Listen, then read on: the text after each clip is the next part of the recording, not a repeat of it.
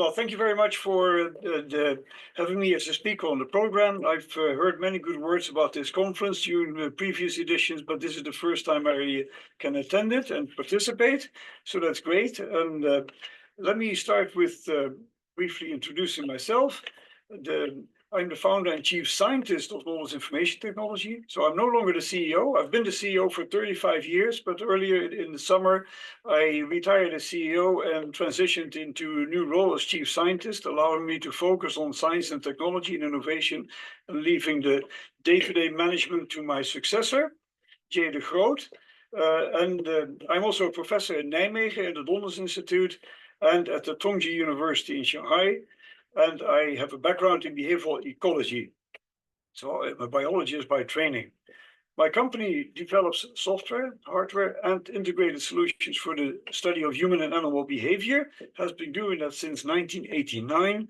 We are headquartered in the Netherlands, in Wageningen, where I'm right now, and we operate around the world with a large group of people representing customers in academia and industry around the world. About 80% of our business comes from universities and research institutes, and 20% from the industrial sector. We've been active in the field of bioacoustics for a long time.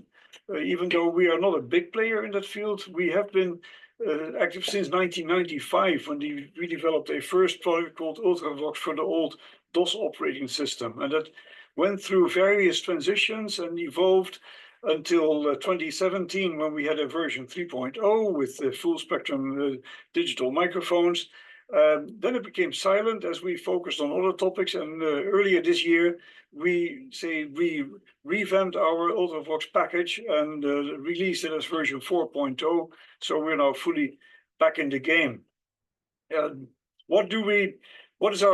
always been our design aim is to make an easy-to-use tool to capture and analyze audible and ultrasonic animal vocalizations with automated call detection and easy call labeling. Our plan is to be microphone agnostic. That means that in principle, any line in or USB microphone is supported.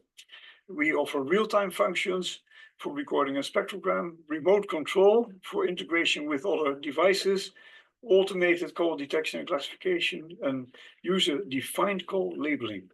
We also have sound playback and seamless integration with other tools. And this is one of the things we focus on, is multimodal integration of behavioral and acoustical and physiological tools.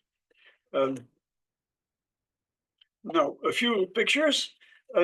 We focus on ease of use. So here we present a very simple flow chart, or this workflow, where from design of an experiment, acquisition of the signals, the call detection, call labeling, and call statistics and export. Very straightforward. Users can try out this software by simply downloading the program from a website. And if they like it, you can request a license and then start to use the system, say, professionally. It starts with the sound recording, which we hook up 1 or up to 4, or theoretically up to 16 the digital microphones to a computer, whereby the system records a waveform and translates that into a real-time spectrogram. After that, you move towards call detection. Call detection is an automated detection of calls based on the definition of frequency, amplitude, duration, and time gaps, set through a simple dialogue here. After doing that, the system runs through the audio signal and detects all the calls. If you define multiple definitions, you can separate different call categories in different frequency bands, here marked with different colors in this list of detected calls. So in this screen here, for those who haven't seen that screen before, here's the waveform. This is a window that we zoom into, that's exploded here, is a larger waveform. Here we see the spectrogram, the detected calls. Here's the definition of that call, and here are the calls listed one below the other. Here another example, 2 colors indicating 2 different call definitions. And then the next step is to label these calls. Now this step is not yet automated, So if calls are separated by frequency band, they are automatically categorized, such as the green and the red boxes here. Those are created automatically by UltraVox, but if you want to name them, such as flat or up or down or chevron or trill, or according to a published classification, such as this one, then you have to score that manually. This will change in the future, is our plan, but that's the current status. Call statistics are then computed for every single call that is being detected, such as the duration in milliseconds, the start time, the stop time, the frequency, mean amplitude. And these statistics can be exported to other tools, such as our own tool or any tool that accepts CSV input. Now, this year we released version 4.0. After rewriting the software completely, which led to a number of, say, jumps in performance, such as 50% longer recordings, faster display, the larger spectrogram displays, faster call detection, 10 times faster batch processing, parallel processing. So this opens the way to also closed loop experiments in which the vocalizations are conditions for automated trial control, whereby the system controls external devices. We also put a lot of effort on the usability of the user interface.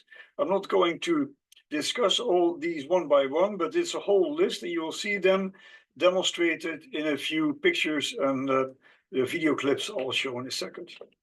But this has to do with zooming, navigation, and things like that. Here's an example of a screen showing you the waveform, a power spectrum, spectrogram, one call being zoomed in, and a dialogue with which the spectrogram can be tuned and tweaked for your optimal display preference. Other example here, this is a little video clip, screen movie. So we see here, this is the user in action. He's now moving through the window. He takes the cursor shows immediately the statistics of the particular call being pointed at. And you can zoom in horizontally along the timeline just with the wheels on your mouse, or vertically along the frequency axis.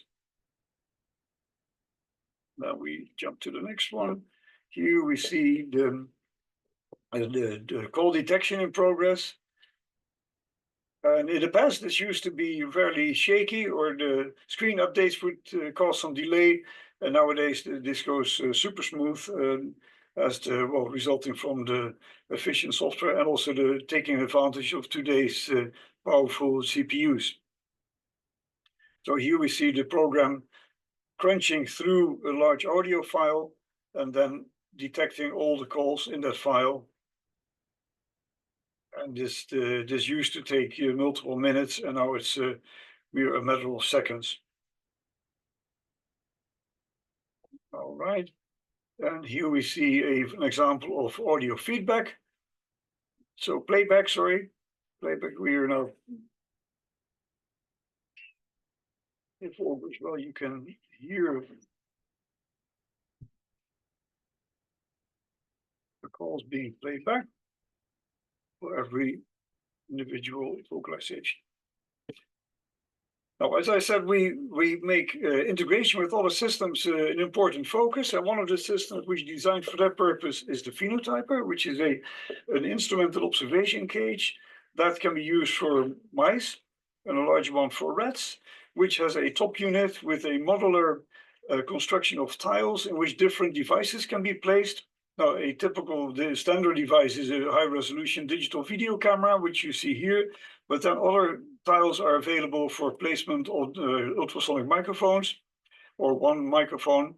An example is this one, the Patterson M500 384, for which we made a special holder including the display lights of the microphone that indicate the status of the microphone. And whether we validated that wherever you place this in the ceiling of the cage, the whole floor of the cage is covered and no call is missed. During the past year, we developed adapters for other and tested other standard commonly used microphones made by companies Patterson, Ultrasonic, and Avisoft, which all work fine with the software. And by doing so, we can now combine automated animal locomotion measurement with ultrasonic vocalizations and other techniques such as in vivo calcium imaging to detect neuronal activity, or EEG, or other modalities. And that has the added benefit of delivering more meaningful output parameters, because you can better understand the signal of one modality in the context of another modality, or detect errors. If you see an outlier in one signal, it may be explained by what you see in another signal. For instance, an erroneous behavior sound detection explained by a abnormal movement in the cage. Now, to make this software available to as many researchers as possible, we have designed different licensing types. So we distinguish between an unregistered trial license that anybody can download the software from our website and try it out for free, but only with specific experiments. Then interested users can request a free trial license, the registered trial license. So for the unregistered trial license, nobody has to record anything, so you can just download it anonymously from our website. For the registered trial license, which has all functionality, you need to specify who you are so we can be in touch with you, and then you can move to the next level, is to get a full license with all the support that goes with it. With that full license, you also, if you're a teacher in a university, you also receive a classroom license with 50 seats for teaching purposes.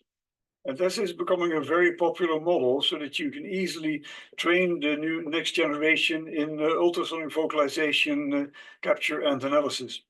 So these ones I mentioned. The classroom license is 50 free licenses for registered users for using teaching, which I also do myself as when I'm teaching the methods in neuroscience course at the Radboud University. So in order to support that, we have developed a range of teaching materials so that the whole practical can be carried out in a sort of fully automated manner, with installation manual, background documents referring to published literature from which the data sets are used in the practical, a manual with step-by-step instructions for the students, a manual for the system administrator who can automatically deploy the software to, say, up to 50 computers in one room with one button click. And that really makes the teaching this type of technology very easy. Once you are up and running, we back you up with the My Noldus portal, which offers a lot of documentation, manuals, publications, a knowledge base, and help desk with real people answering your calls whenever you have a problem. So here's a snippet from the knowledge base. This is the portal online, and this is Paul Hamlin, our support engineer, who's one of the support team. We also invite users to join our LinkedIn user group to discuss ideas, suggestions, problems, criticism, and we actively participate in a group in order to communicate with all active users. Now, what's happening in the future? That is actually up to you, up to the users and the market. We have multiple development lines in consideration, such as making a special module of UltraVox without graphical user interface suitable for embedding in continuous monitoring systems, such as home cages. Automated call labeling, responding to what Nicola just said, to replace the manual scoring, using machine learning techniques to automate that process. Recording of non-vocal sounds of animals, such as scratching, eating, drinking, fighting, or other behaviors that cause audible sounds. Sound source localization to determine which animal in a group is calling. This is work we do together with Bernard English, who will be speaking about that tomorrow in the symposium. And we would love to hear from you what you consider the priorities, because that helps us to make choices to develop what the community is waiting for. Now, this rounds off my talk. Thank you very much for your attention. You can scan this QR code to jump to this webpage, or drop us a mail at this address, or in the chat to be in touch and let us hear what you think and what do you think we should be doing in the future to support bioacoustical research. Thank you very much.